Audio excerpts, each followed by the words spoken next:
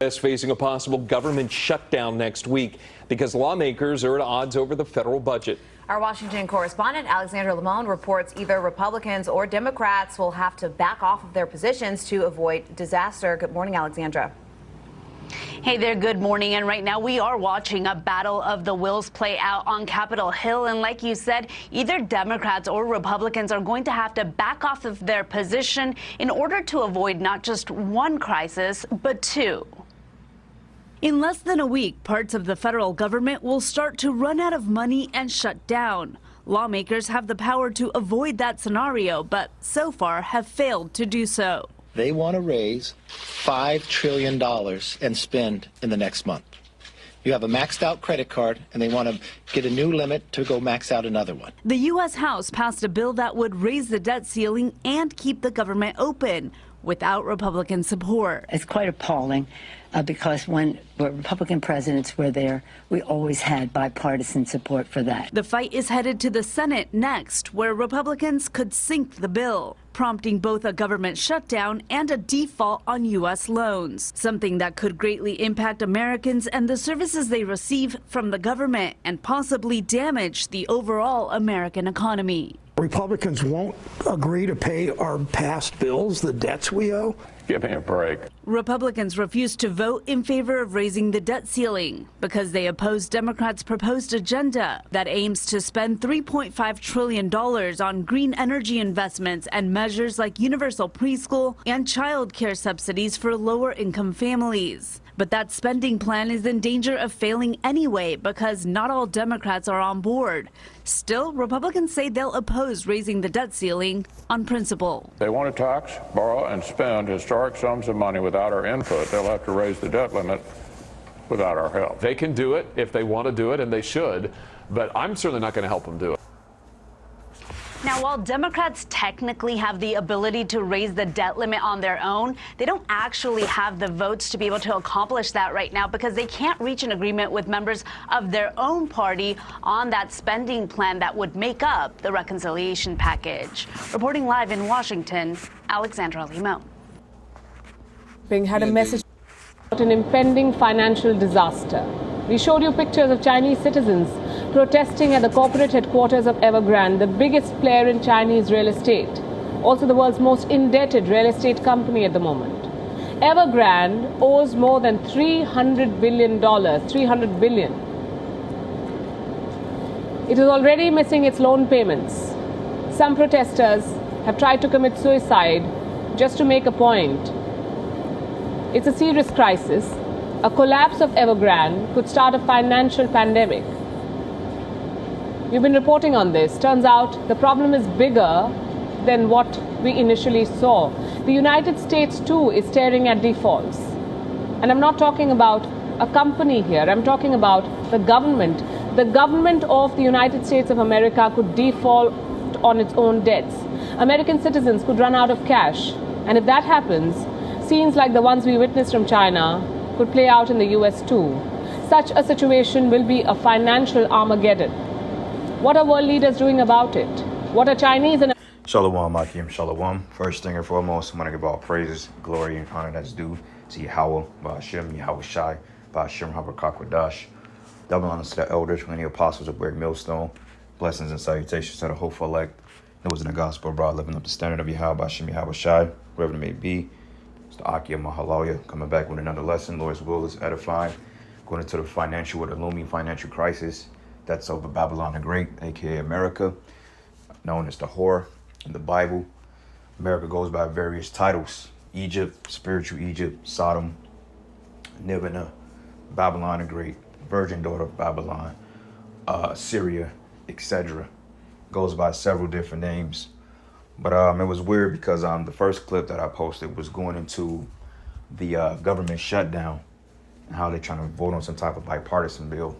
Now, the Democrats, they voted on particular budget cuts and bills to heal the debt. But regardless of it, they can't heal the debt because it's just looming there. Like, they made the point of getting the credit card and maxing them all out. And if you notice, that's what a lot of trust fund babies do that are particularly broke. What they'll do, they'll get a credit card and raise up the limit They get one and they'll pay one off to boost the credit score so they can get another credit card and you max it already out when you plan on defaulting anyway. Like I was looking at this RT clip of Biden talking about certain bill and budget cuts and tax cuts to the poor and how he's doing a child tax credit and giving people the refund back during tax season next year, etc., you know, to allow these single mothers to continue to destroy themselves. But I'm thinking in the back of my mind, I said, how you gonna keep doing it? Like, where you gonna get all this money from? Okay, because you $5 trillion bill, where you getting the money from? Like, who's providing you with the money? Okay, who's backing the debt? Because China, they don't even want to buy your debt anymore. So who's gonna buy this debt and who's gonna allow you to continue to print all this money before it comes back to bite you? So it's kind of weird how they're trying to raise the debt ceiling. But how many times can you raise that debt ceiling? Especially when you are running out of QE4, which means quantitative easing. It keeps the debt damn near at a 0% interest rate. How are you even raising the debt or allowing to pass these bills? And what they're doing, inevitably, they're setting this place up for failure. Okay, what they're doing is purposely imploding the economy by printing all this money into the society. So therefore, once the debt gets completely out of whack, the system just gonna fall on its face anyway. And I believe that's the plan. They want this system to crash so they can bring in that new system, which we already know what that is. Okay, so this is the reason why they keep raising the debt ceiling and bailouts and all this other stuff. Because in the back of my mind, I'm just like, just let this place fucking crash and burn. Just let it go. You know what I'm saying? It's already on. That's like watching a brain dead person on life support. What are you gonna do? Take the tube out the man's throat, let him go. You know, like they have a term which is called CTD, which means circling the drain. Apostle Gabar uses that quite a bit when he goes into these particular shows. But it's circling the drain, okay? And it's just a matter of time before America is totally in a financial debt, which they're already in a financial deficit, but to the point that it's going to actually show. It's going to be noticeable because the average Jake, the average person out here that don't study stocks or the economy, they don't know what the hell is going on, man. As long as Jake can go to work and get a week paycheck, you know what I'm saying, and do buys Jordans and talk his shit, Jake don't really know. In his mindset, it's all good. Oh, I'm getting a paycheck, so it don't affect me. It's gonna affect everybody. Because once that new digital-based system with that digital currency known as the MOTB is fully implemented, you better believe that America is pretty much going to almost be in a full-blown war by then, because they're trying to push that system on the world. And on top of that, you're causing other economies to topple, to fall, and to be in ruin because of your dollar. So that's a recipe for war. Economics, geopolitics, they always went hand in hand. Money, war. It's always been like that. If you look at the Great Depression, you look at World War II, you look at Deutsche Bank, those German banks, the Bank of Europe, all those banks that went under during the time of the Great Depression, which eventually led to World War II, you will see the same trend. You see what I'm saying? So America is done. They just need to let it burn and crash. Okay. So I'm gonna play a little bit more of this video. Matter of fact, I'm gonna get one precept, then I'm gonna play the video, and then we're gonna get a couple more precepts here and get to the point.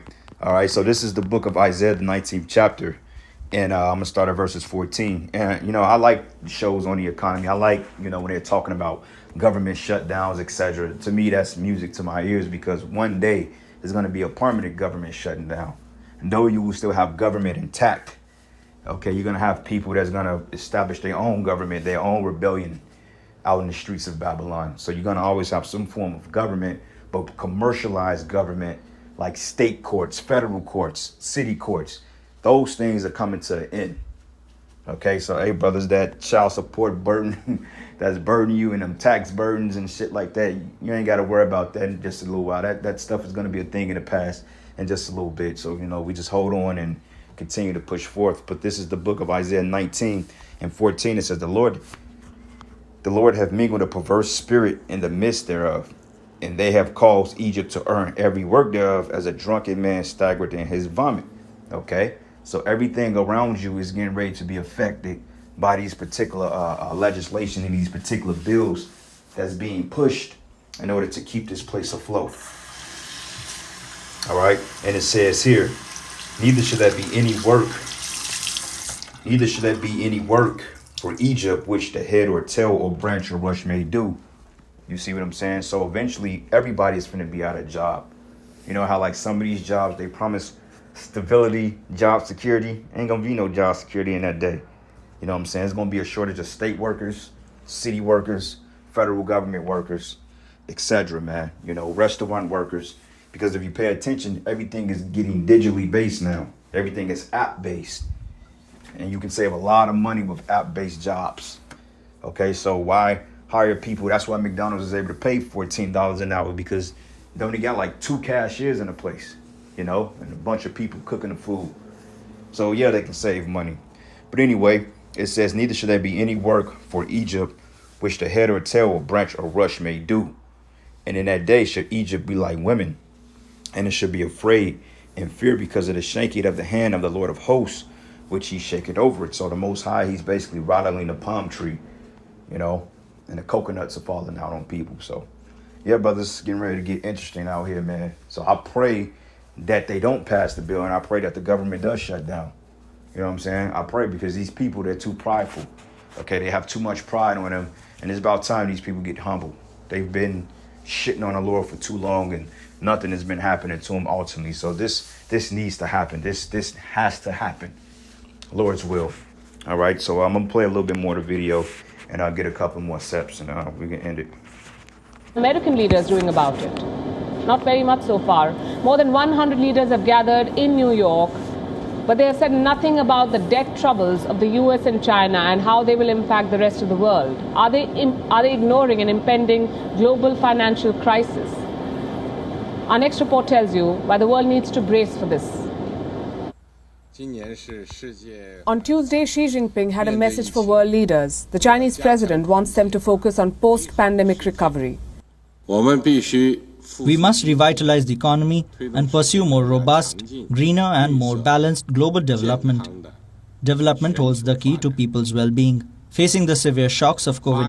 And Pruitt, he's an Edomite. Esau bought and paid him out. This guy is completely Edomite and Asian skin. Either way it go, he talking about you Chinese and you Japanese, you Russians. You're not getting in power next. You're not gonna fill the void once America is destroyed. It's not gonna be a time to fill the void, because once this place goes down, you going right down with it.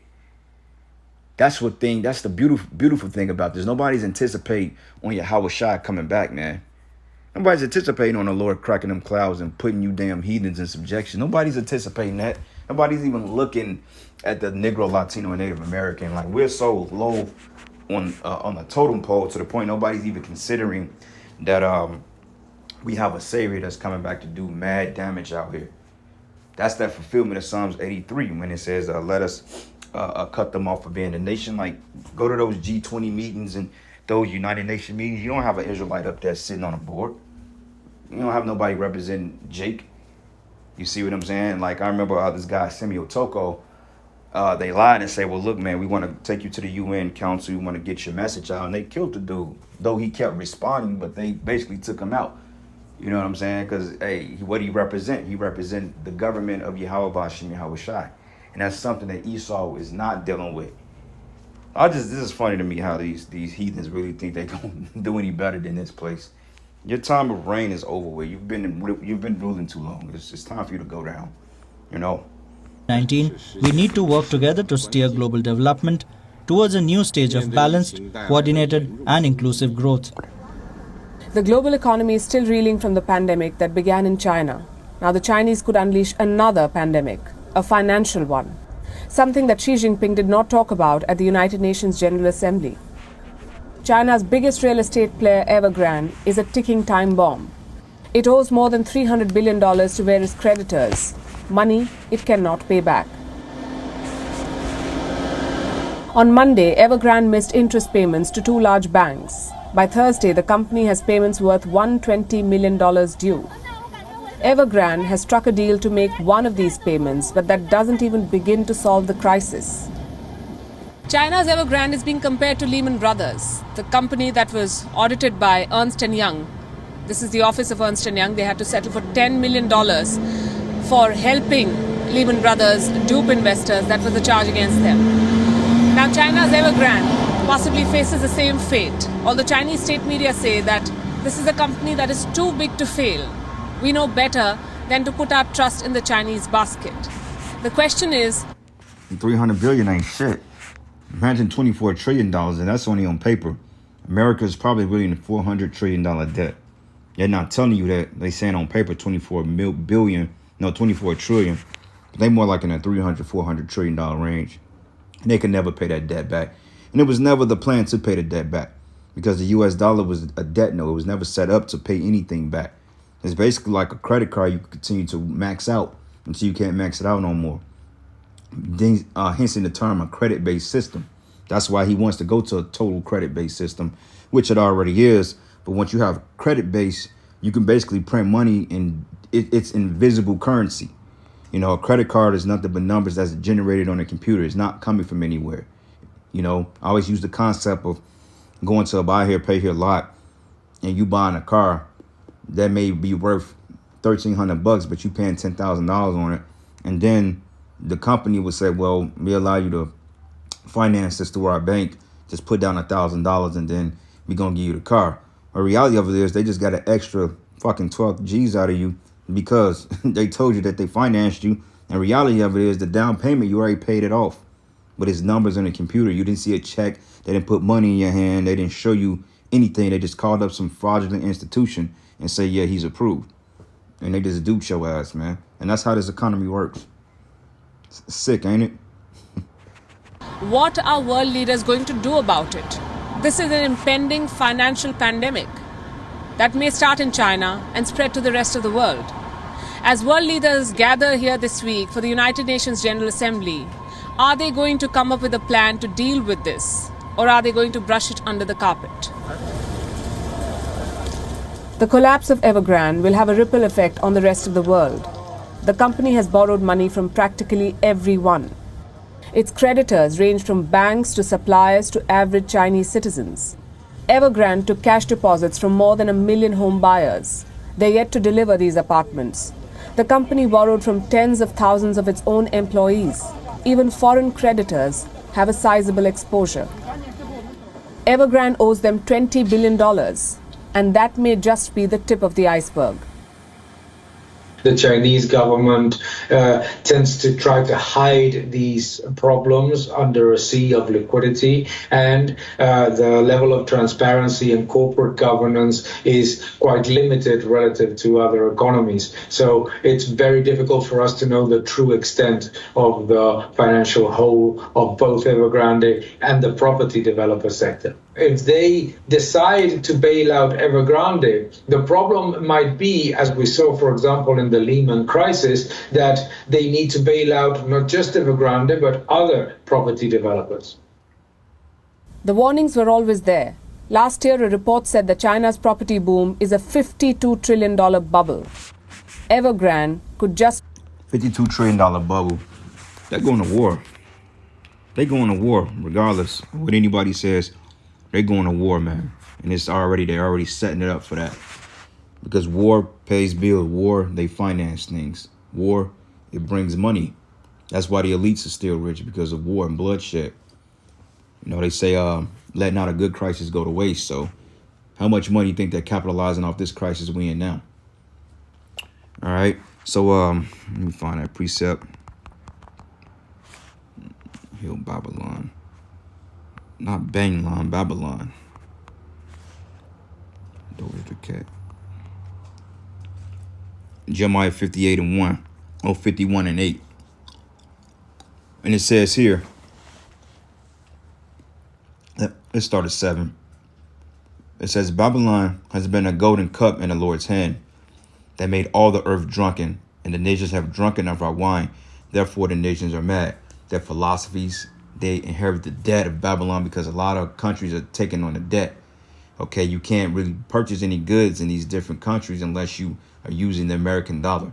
Because the Chinese yuan and the Russian ruble, those things, they're not really valued as a commodity like the US dollar. Because other nations, they can't have a reserve dollar because you have the US dollar that's in place. All right, and it says here the nations are mad.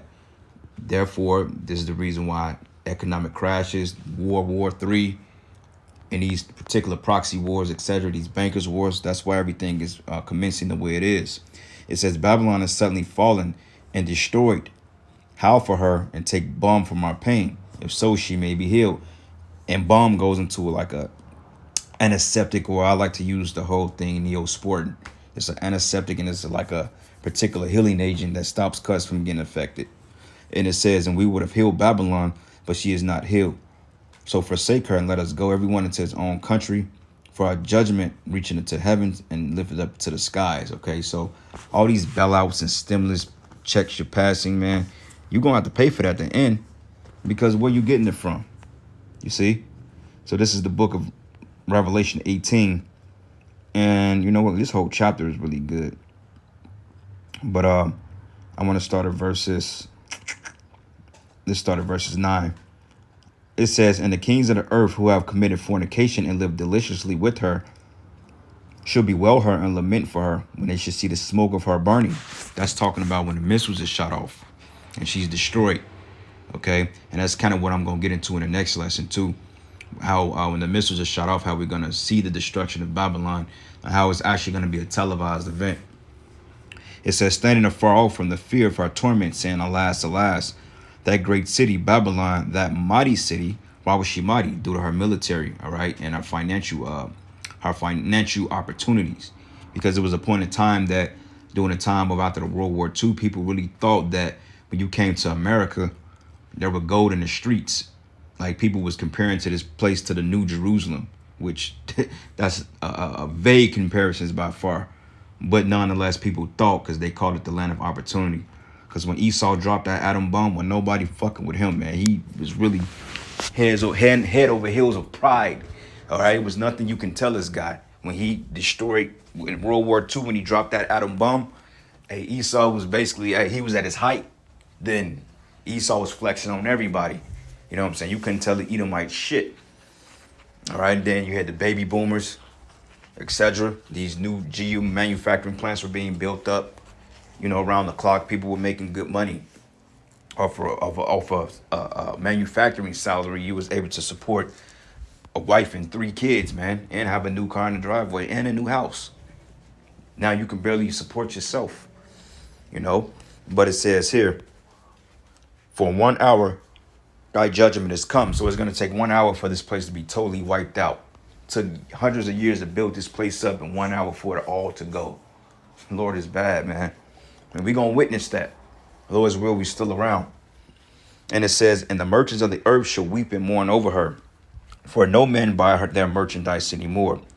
The merchandise of gold and silver and precious stones and of pearls and fine linen and purple and silk and scarlet and all thine wood and all manner of vessels of ivory and all manners of vessels of most precious wood and of brass and of iron and marble and cinnamon and odors and ointments and frankincense and wine and oil and fine flour and wheat and beasts and sheep and horses and chariots and slaves and souls of men. Woo! That's how it really got started up, through slaves. Okay, because look at like what they call employment. Employee just means slave. Human resources, that's basically going to see the slave master, so to speak, or you're going to see the women that works for the man. And notice in every human resource department, you got women there. Why is that? Look at the concept in the hierarchy of slavery. Look at how it's structured. The women was afraid, so the men or the slave masters, they bred the women into doing their bidding and to keeping Jake down. So you notice, like when you go to these city governments, state governments, there's always a black woman in there. You know, like my HR manager, she's a Jake woman. You know, majority of them in there are straight up Jake women. You have a couple of Edomite males in there, but you have Jake and Edomite women in there. And then you got us, you know, which is in the field laboring, you know, like doing snow operations and stuff like that. Man, the women ain't out there dealing with the streets. They're not dealing with that. That's Jake doing that, you know. So it's just kind of weird, but yet it says slaves and souls of men. Slavery was the big pinnacle of this country's success, because if it wasn't, you wouldn't have jobs today. You see what I'm saying? Everybody's supposed to be self-sufficient or self-employed, working for themselves. And you have employees under you, of course, but every Israelite man should have his own shit, man. He shouldn't be working for what he considered a corporation. That's why this place is about to burn.